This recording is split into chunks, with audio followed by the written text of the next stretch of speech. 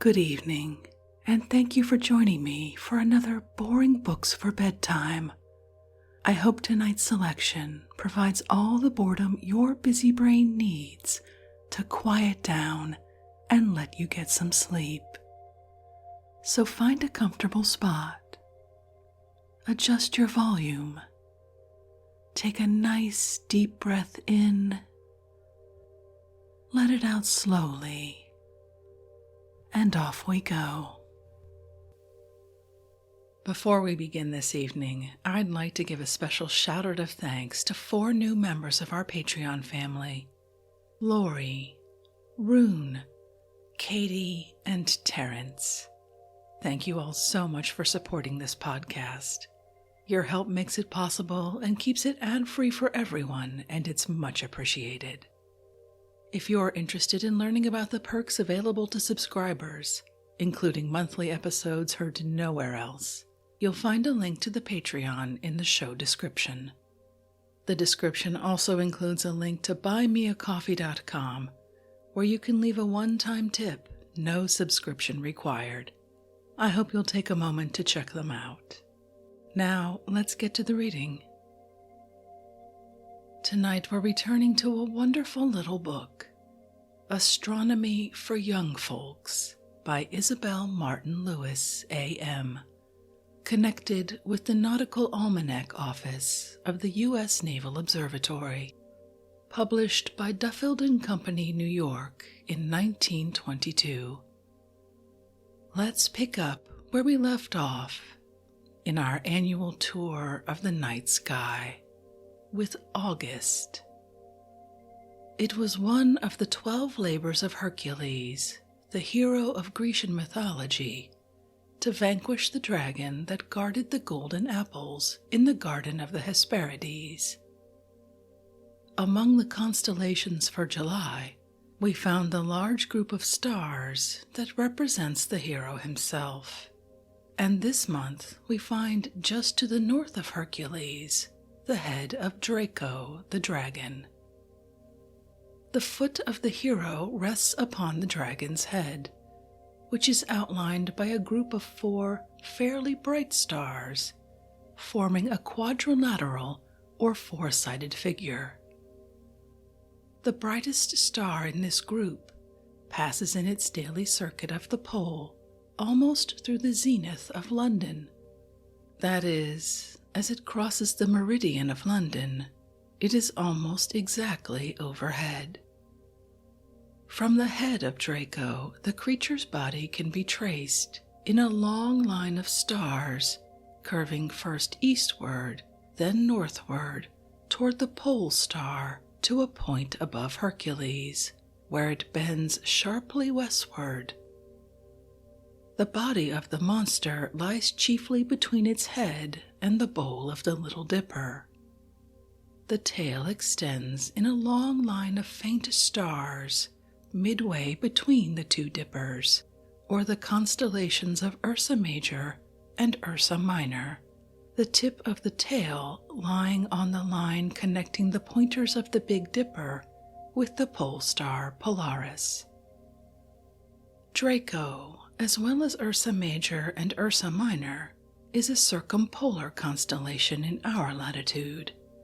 That is, it makes its circuit of the pole without at any time dipping below the horizon in latitudes north of 40 degrees. It is, therefore, visible at all hours of the night in mid-latitudes of the northern hemisphere, but is seen to the best advantage during the early evening hours in the summer months. There are no remarkable stars in this constellation, with the exception of Alpha, which lies halfway between the bowl of the Little Dipper and Mizar, the star at the bend in the handle of the Big Dipper.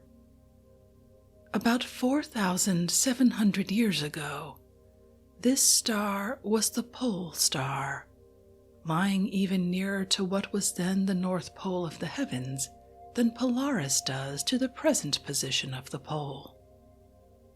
The sun and moon exert a pull on the bulging equatorial regions of the earth which tends to draw the plane of the Earth's equator down into the plane of the ecliptic. This causes the precession of the equinoxes, and at the same time, a slow revolution of the Earth's axis of rotation about the pole of the ecliptic. The North Pole of the heavens, as a result, describes a circle about the pole of the ecliptic of radius 23½ degrees in a period of 25,800 years. Each bright star that lies near the circumference of this circle becomes in turn the pole star sometime within this period. The star Alpha in Draco had its turn at being pole star some 47 centuries ago. Polaris is now a little over a degree from the North Pole of the heavens. During the next 2 centuries, it will continue to approach the pole until it comes within 1/4 degree of it, when its distance from the pole will begin to increase again. About 12,000 years hence, the magnificent Vega, whose acquaintance we will now make, will be the most brilliant and beautiful of all pole stars. Vega, Arabic for falling eagle, is the resplendent, bluish-white, first magnitude star that lies in the constellation of Lyra, the lyre or harp, a small but important constellation just east of Hercules and a little to the southeast of the head of Draco. Vega is almost exactly equal in brightness to Arcturus, the orange-colored star in Boötes, now lying west of the meridian in the early evening hours. It is also a near neighbor of the solar system, its light taking something like 40 years to travel to the Earth. Vega is carried nearly through the zenith of Washington and all places in the same latitude by the apparent daily rotation of the heavens. It is a star that we have no difficulty in recognizing, owing to the presence of 2 nearby stars that form with it a small equal-sided triangle with sides only 2 degrees in extent. If our own sun were at the distance of Vega, it would not appear as bright as one of these faint stars, so much more brilliant is this magnificent sun than our own.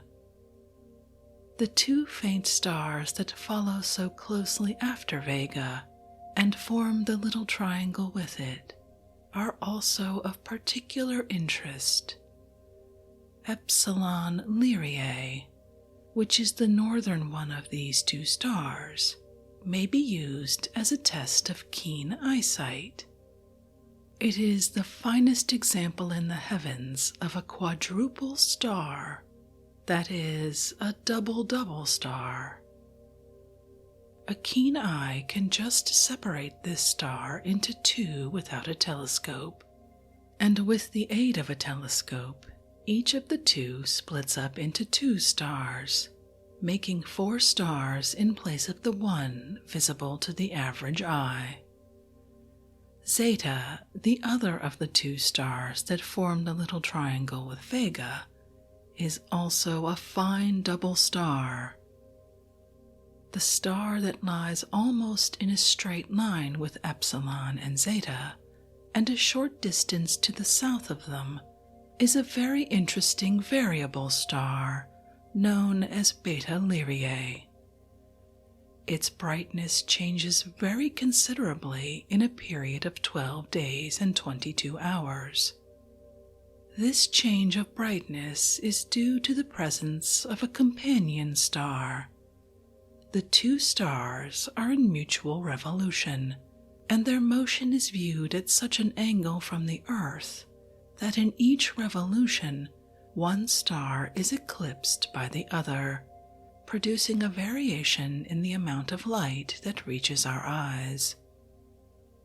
by comparing this star from day to day with the star just a short distance to the southeast of it, which does not vary in brightness, we can observe for ourselves this change in the light of Beta Lyrae.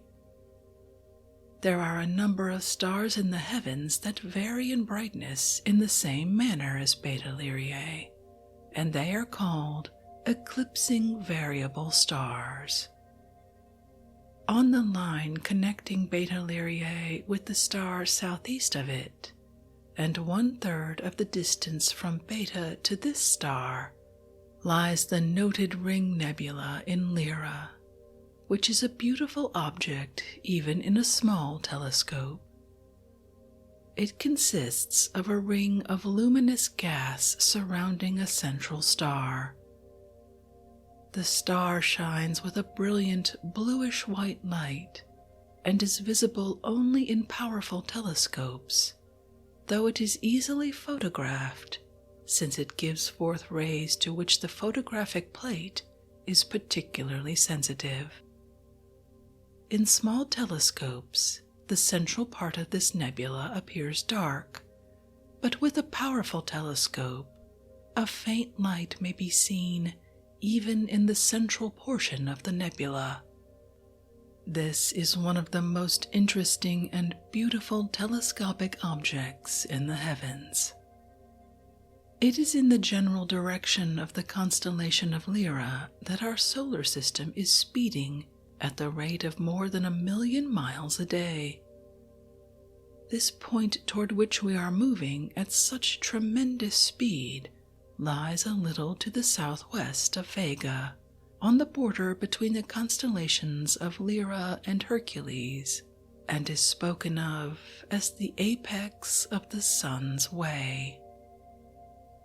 In the southern sky, we have this month the constellation of Sagittarius the Archer, which is just to the east of Scorpio and a considerable distance south of Lyra. It can be recognized by its peculiar form, which is that of a short-handled milk dipper, with the bowl turned toward the south, and a trail of bright stars running from the end of the handle toward the southwest.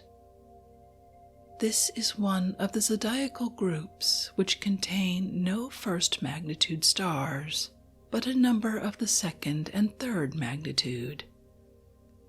It is crossed by the Milky Way, which is very wonderful in its structure at this point. Some astronomers believe that here, among the star clouds and mists of nebulous light, which are intermingled with dark lanes and holes, in reality dark nebulae, lies the center of the vast system of stars and nebulae in which our entire solar system is but the merest speck. Some of the grandest views through the telescope are also to be obtained in this beautiful constellation of Sagittarius, which is so far south that it is seen to better advantage in the tropics than in the mid-latitudes of the northern hemisphere. September.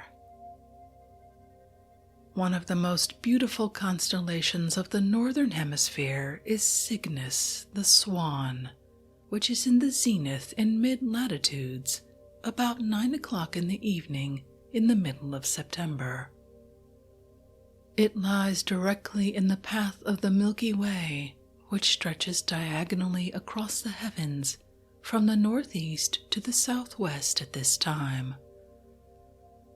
In Cygnus, the Milky Way divides into 2 branches, one passing through Ophiuchus and Serpens to Scorpio, and the other through Sagitta and Aquila to Sagittarius, to meet again in the southern constellation of Ara, just south of Scorpio and Sagittarius. On clear, dark evenings when there is no moonlight, this long, dark rift in the Milky Way can be seen very clearly. In Cygnus, as in Ophiuchus, Scorpio, and Sagittarius, we find wonderful star clouds consisting of numberless stars so distant from us, and therefore so faint that they do not appear as distinct points of light except in the greatest telescopes. It is the combined light from these numberless stars that cannot be seen separately that produces the impression of stars massed in clouds of nebulous light, and gives to this girdle of the heavens its name of the Milky Way. In Cygnus, as in a number of other constellations of both hemispheres, the Milky Way is crossed by dark rifts and bars, and is very complicated in its structure. It is in Cygnus also that one may see with the aid of powerful telescopes the vast, irregular, luminous nebulae that are like great clouds of fiery mist. These nebulae are of enormous extent, for they cover space that could be occupied by hundreds of stars. Cygnus is a constellation that is filled with the wonders and mysteries of space, and that abounds in beautiful objects of varied kinds. It is a region one never tires of exploring with the telescope. The principal stars in Cygnus form the well-known Northern Cross, with the beautiful white first magnitude star Deneb, or Arided, as it is sometimes called, at the top of the cross, and Alboreo, the orange and blue double star, at the foot. Alboreo, among all the pairs of contrasting hues, has the distinction of being considered the finest double star in the heavens for small telescopes. This star marks the head of the swan, as well as the foot of the Northern Cross, and Deneb marks the tail of the swan. A short distance to the southeast of Deneb, on the right wing of the swan, is a famous little star, 61 Cygni, barely visible to the naked eye, and forming a little triangle with two brighter stars to the east. This star has the distinction of being the first one to have its distance from the solar system determined. The famous mathematician and astronomer Bessel accomplished this difficult feat in the year 1838. Since that day, the distances of many stars have been found by various methods, but of all these stars, only 4 or 5 are known to be nearer to us than 61 Cygni. Its distance is about 8 light years, so its light takes about 8 years to travel the distance that separates it from our solar system. As a result, we see it not as it is tonight, but as it was at the time when the light now entering our eyes first started on its journey 8 years ago. 61 Cygni is also a double star, and the combined light of the two stars gives forth only 1/10 as much light as our own sun. Most of the brilliant first magnitude stars give forth many times as much light as the sun, but among the fainter stars, we find some that appear faint because they are very distant, and some that are faint because they are dwarf stars and have little light to give forth. To this class of nearby, feebly shining dwarf stars, 61 Cygni belongs. Deneb, on the other hand, is one of the giant stars, and is at an immeasurably great distance from the solar system. Just south of Cygnus, in the eastern branch of the Milky Way, lie Sagitta the Arrow and Aquila the Eagle. Not far to the northeast of Aquila is the odd little constellation of Delphinus the Dolphin, popularly referred to as Job's Coffin. There will be no difficulty in finding this small star group, owing to its peculiar diamond-shaped configuration. Its 5 principal stars are of the 4th magnitude. It is in the constellation of Delphinus that the most distant known object in the heavens is located. This is the globular star cluster known only by its catalog number, NGC 7006. It is estimated to be at a distance of 220,000 light-years from the Earth.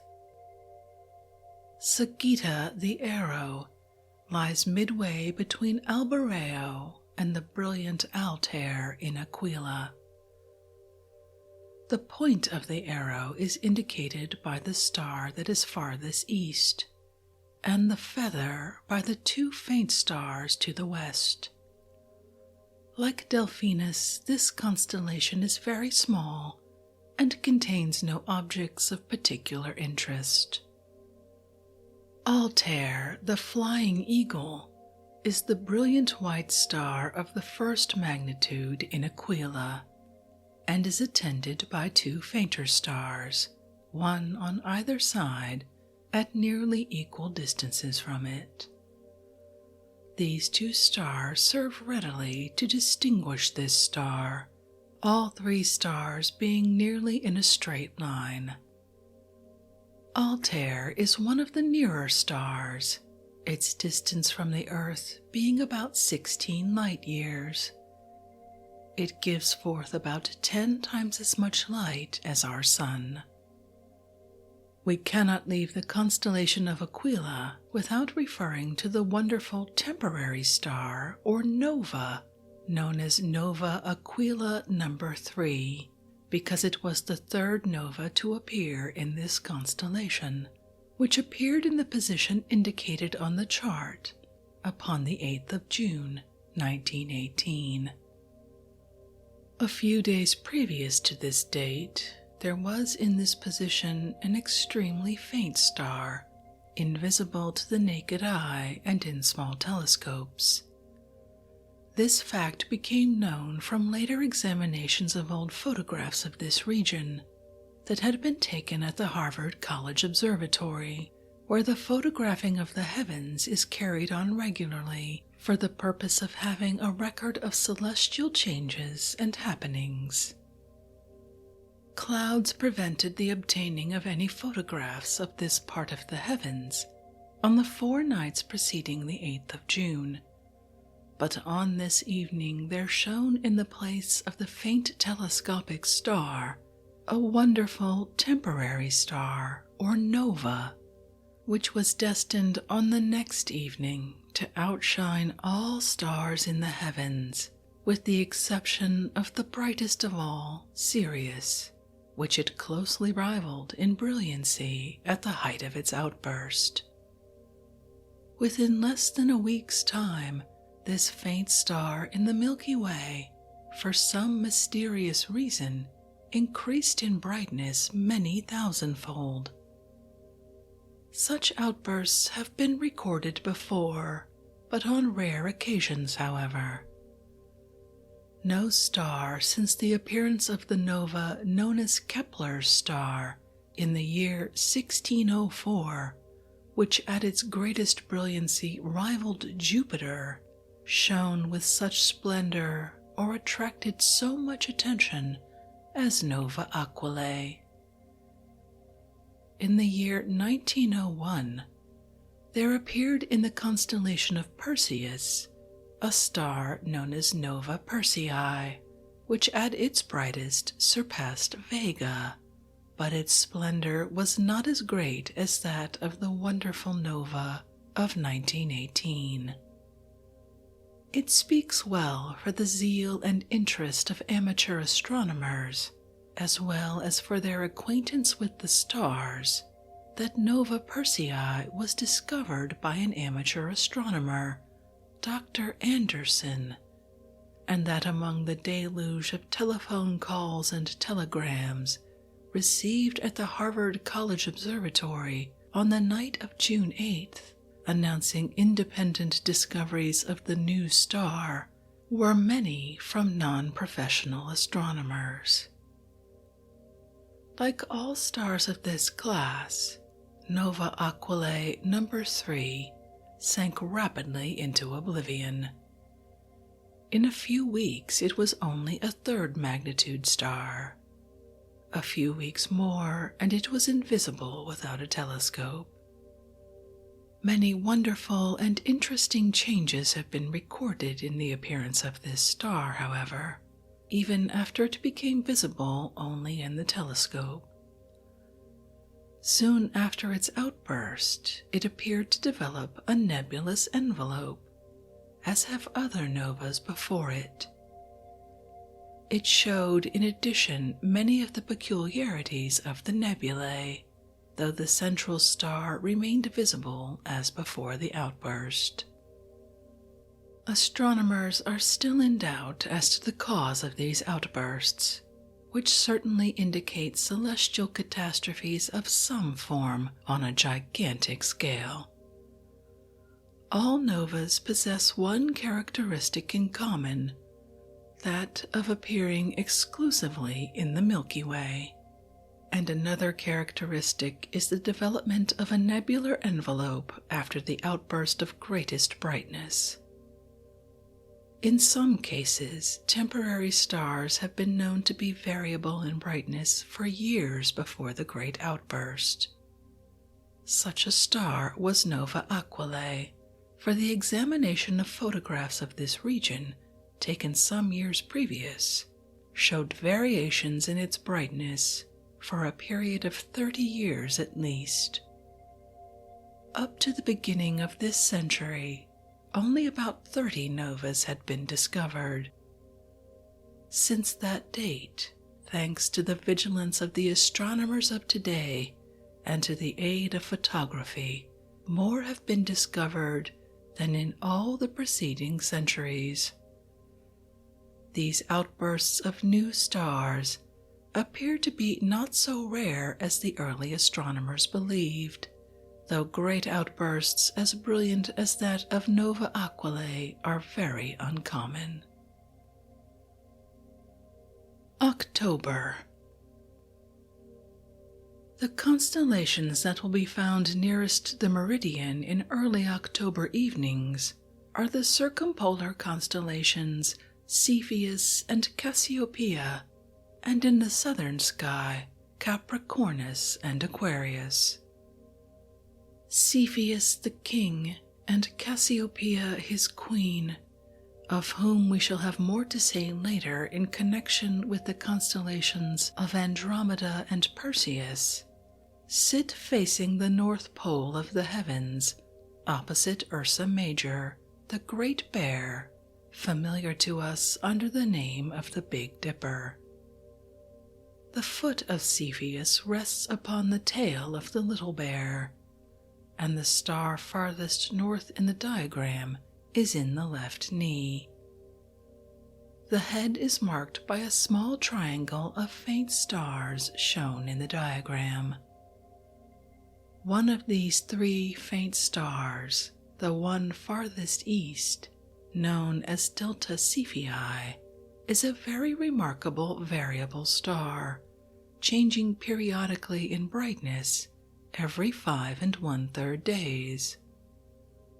Its name has been given to a large class of variable stars, the Cepheid variables, that resemble Delta Cephei in being giant suns, faint only because they are at very great distances from the Earth, and varying in brightness with the greatest regularity in periods that range from a few hours to several weeks.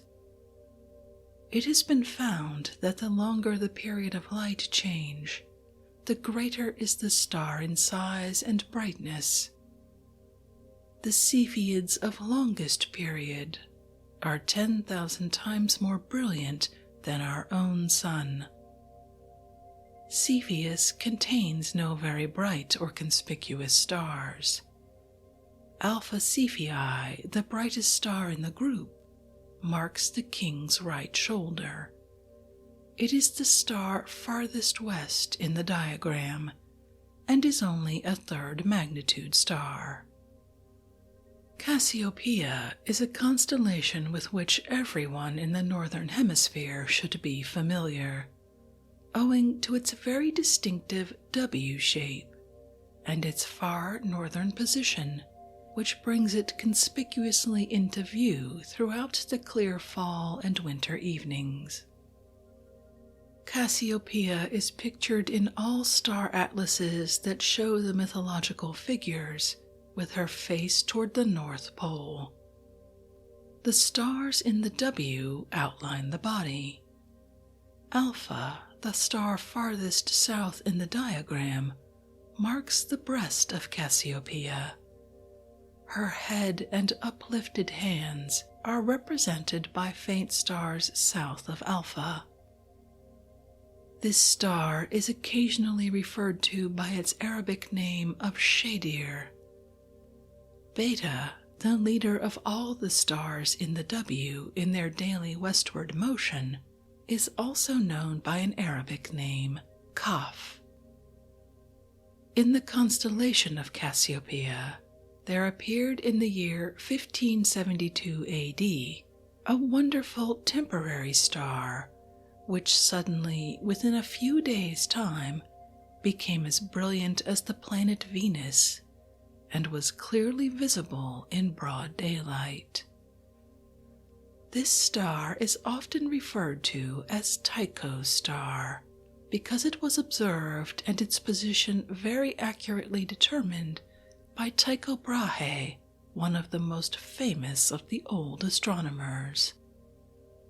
This star remained visible to everyone for about 16 months, but it finally faded completely from view, and it is believed that a faint nebulous red star, visible only in the telescope and close to the position recorded by Tycho, represents the smoldering embers of the star that once struck terror to the hearts of the superstitious and ignorant among all the nations of Europe, and took it to be a sign that the end of the world was at hand.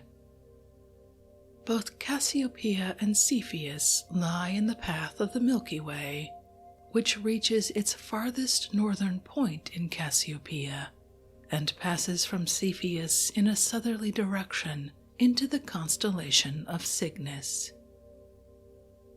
Turning now to the southern skies, we find on and to the west of the meridian at this time the rather inconspicuous zodiacal constellation of Capricornus the Goat.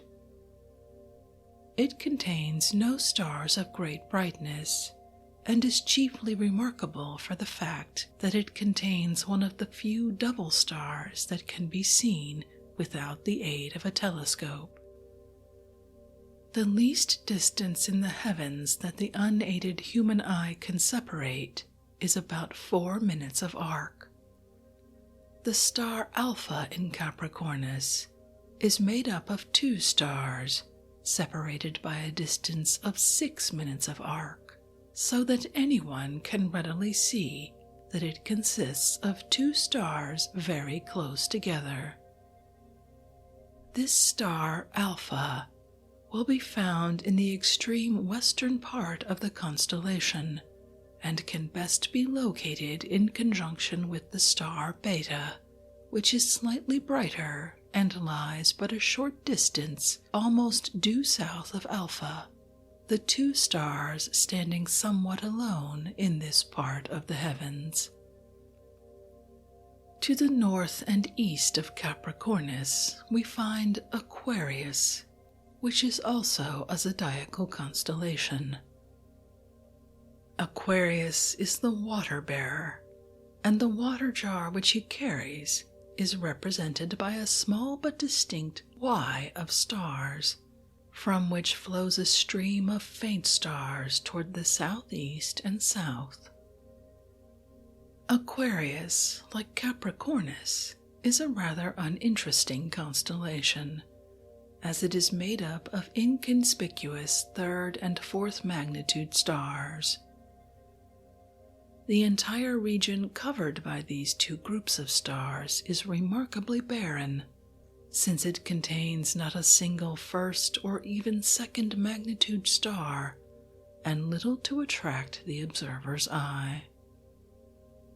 To relieve the barrenness of this region, there appears just to the south of Aquarius and southeast of Capricornus, sparkling low in the southern sky on crisp October evenings, the beautiful first magnitude star Fomalhaut in the small southern constellation of Piscis Australis, the southern fish.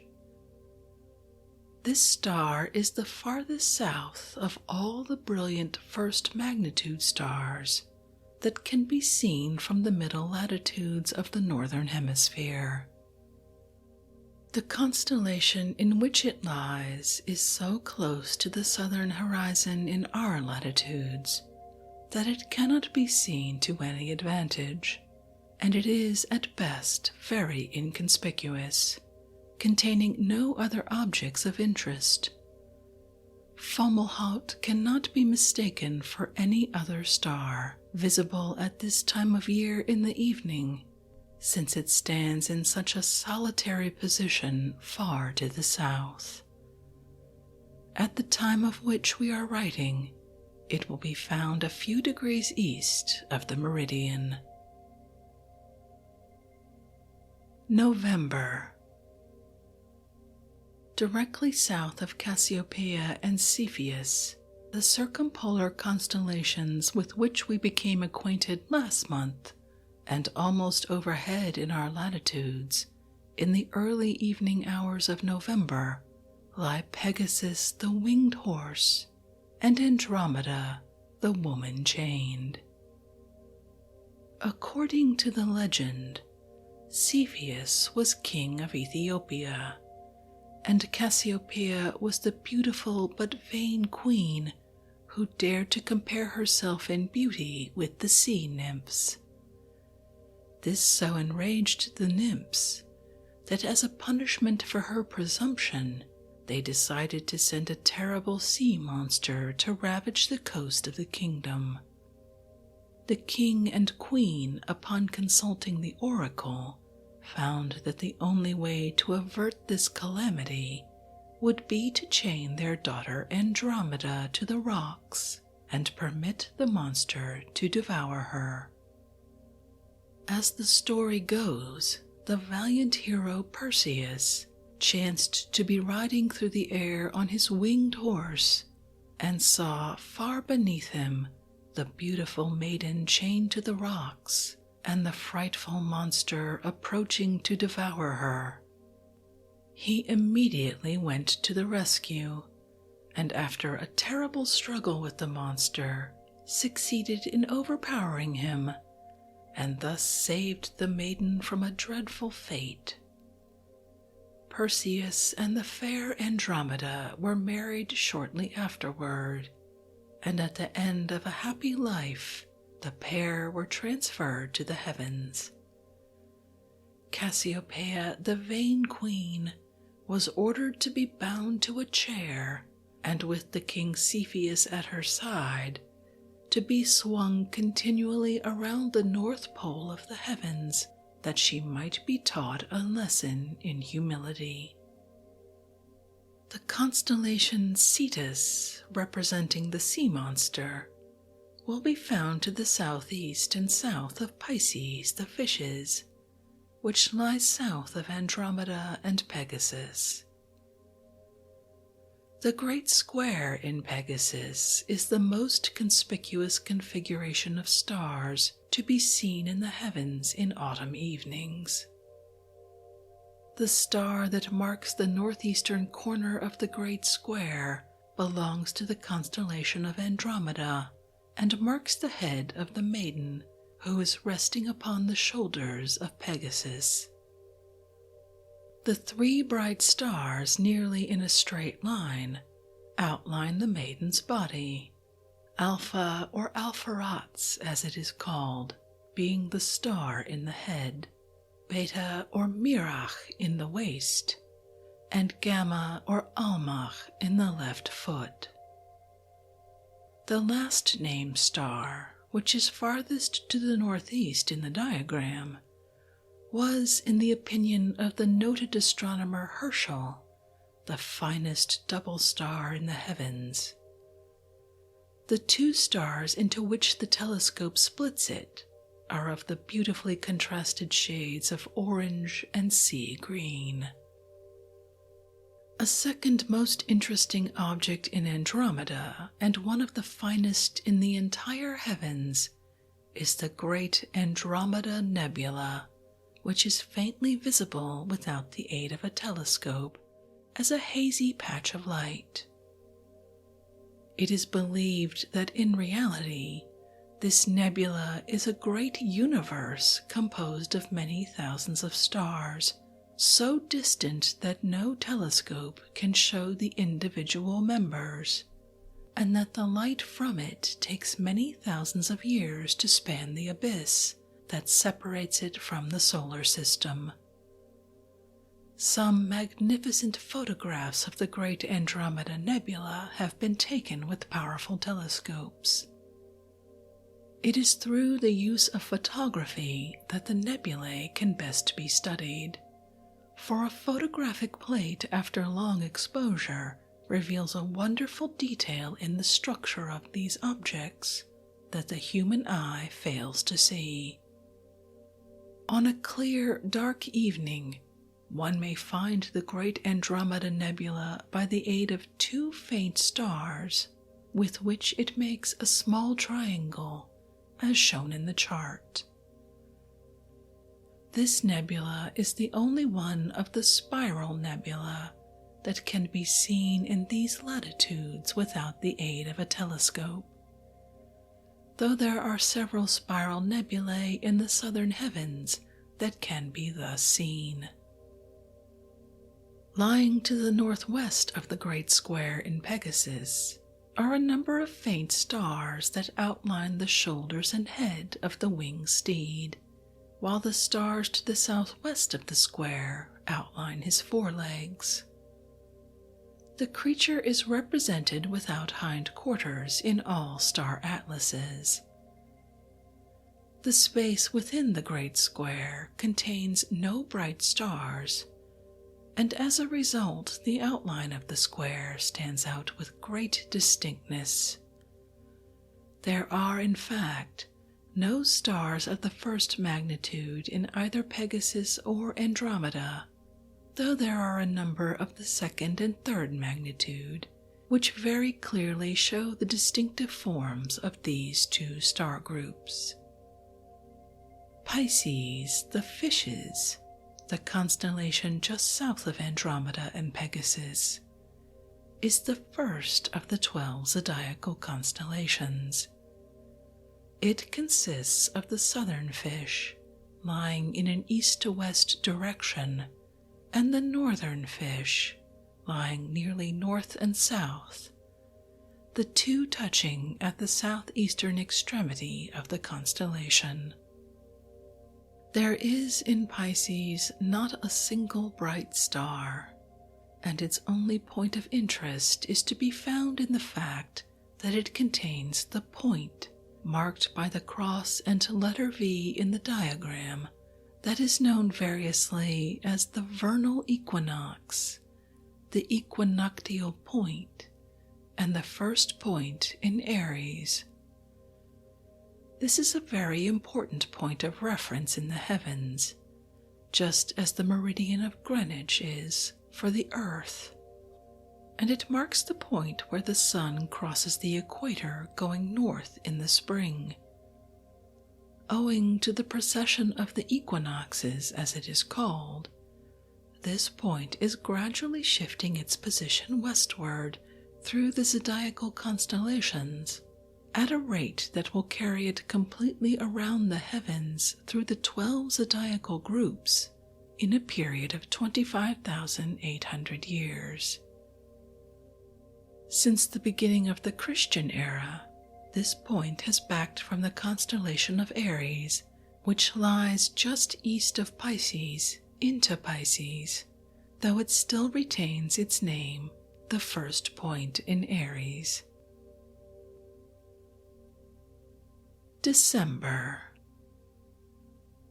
The eastern half of the sky on early December evenings is adorned with some of the finest star groups in the heavens. But as we are considering for each month only the constellations that lie on or near the meridian in the early evening hours, we must turn our eyes for the present from the sparkling brilliance in the east to the stars in the less conspicuous groups of Aries the Ram and Cetus the Whale.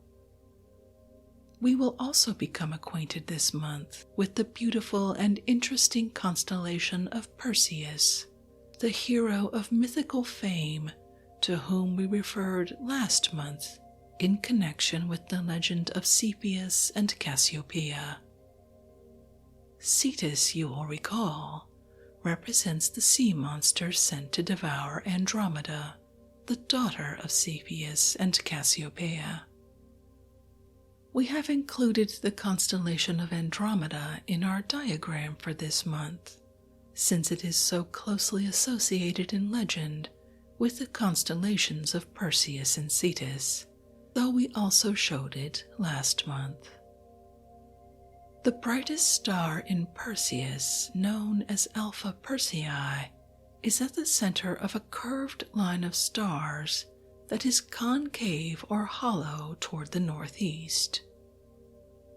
This line of stars is called the segment of Perseus, and it lies along the path of the Milky Way, which passes from this point in a northwesterly direction into Cassiopeia. According to the legend, Perseus, in his great haste to rescue the maiden from Cetus the monster, stirred up a great dust, which is represented by the numberless faint stars in the Milky Way at this point. The star Alpha is in the midst of one of the finest regions of the heavens for the possessor of a good field glass or small telescope.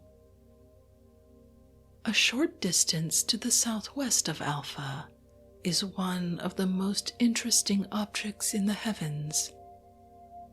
To the ancients, it represented the baleful, winking demon eye in the head of the snaky-locked Gorgon Medusa, whom Perseus vanquished in one of his earlier exploits, and whose head he carried in his hand at the time of the rescue of Andromeda.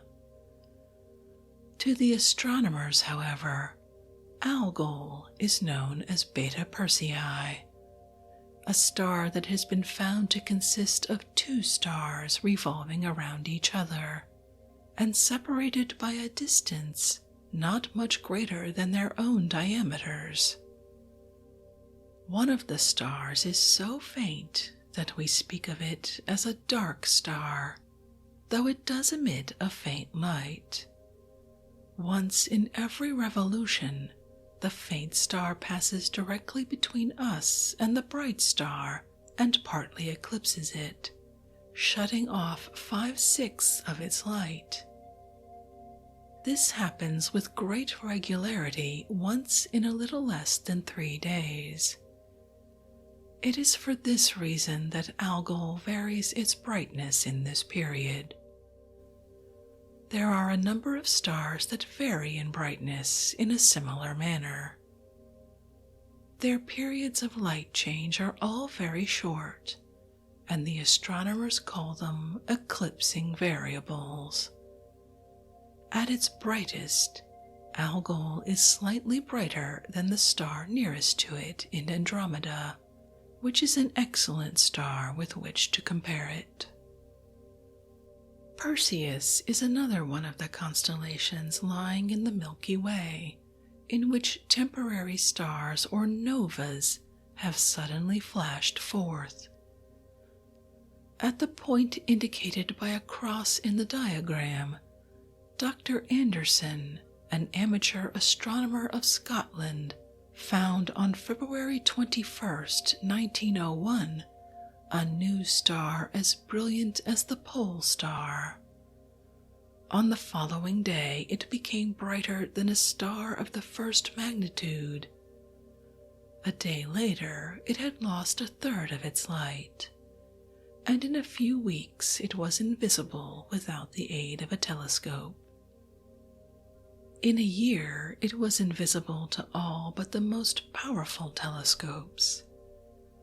With such telescopes, it may still be seen as a very faint nebulous light. Triangulum and Aries are two rather inconspicuous constellations that lie on or close to the meridian at this time. There is nothing remarkable about either of these groups, except that Aries is one of the 12 zodiacal constellations. Some centuries ago, the sun was to be found in Aries at the beginning of spring, and the position it occupies in the sky at that time was called the first point in Aries. As this point is slowly shifting westward, as we have explained elsewhere, the sun is now to be found in Pisces instead of Aries at the beginning of spring, and does not enter Aries until a month later. Pisces was one of the constellations for November, and we showed in that constellation the present position of the sun at the beginning of spring. Two stars in Aries, Alpha and Beta, are fairly bright, Alpha being fully as bright as the brightest star in Andromeda. Beta lies a short distance to the southwest of Alpha, and a little to the southwest of Beta is Gamma, the three stars forming a short curved line of stars that distinguishes this constellation from other groups. The remaining stars in Aries are all faint. Just south of Aries lies the head of Cetus the whale. This is an enormous constellation that extends far to the southwest, below a part of Pisces, which runs in between Andromeda and Cetus. Its brightest star, Beta, Diphda, or Deneb Kaitos, as it is severally called, stands quite alone not far above the southwestern horizon. It is almost due south of Alpha Andromedae, the star in Andromeda farthest to the west, which it exactly equals in brightness. The head of Cetus is marked by a five-sided figure composed of stars that are all faint, with the single exception of Alpha, which is fairly bright, though inferior to Beta or Diphda.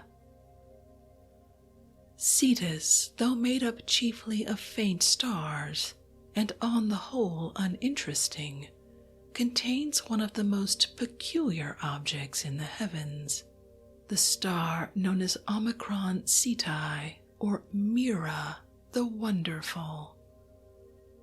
This star suddenly rises from invisibility nearly to the brightness of a first magnitude star for a short period once every 11 months.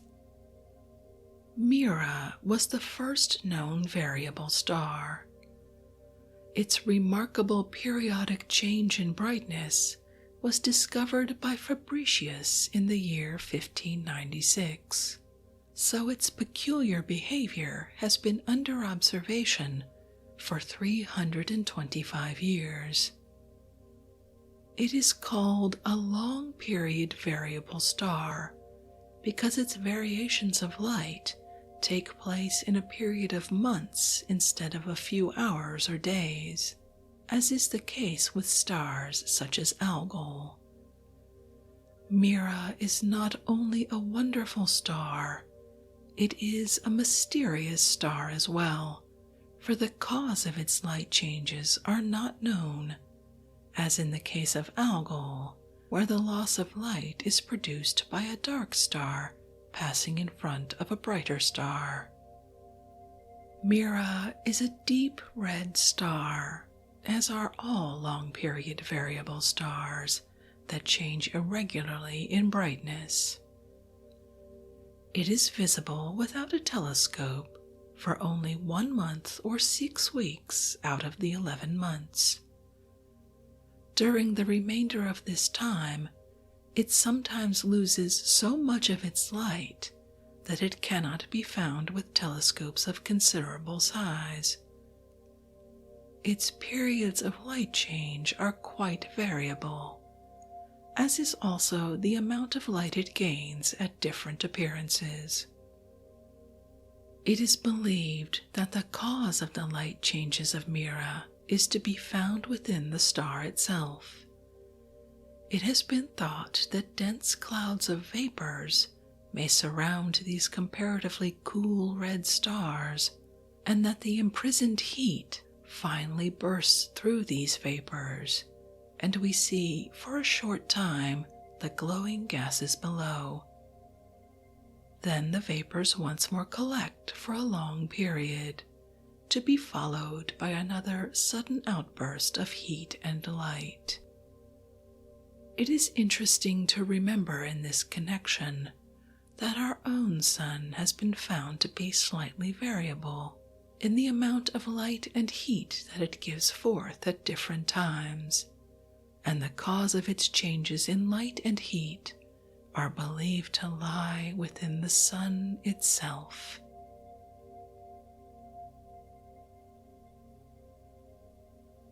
And with that, we've reached the end of the astronomical year, as described in Astronomy for Young Folks by Isabel Martin Lewis.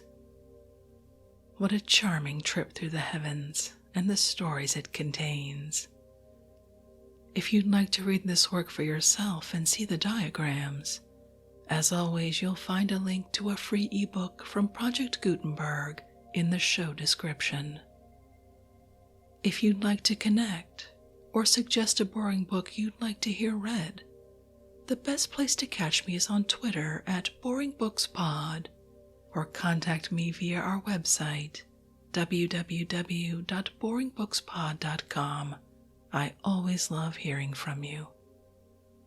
I'm so glad you could join me for this evening's reading. Until our next boring book, good night.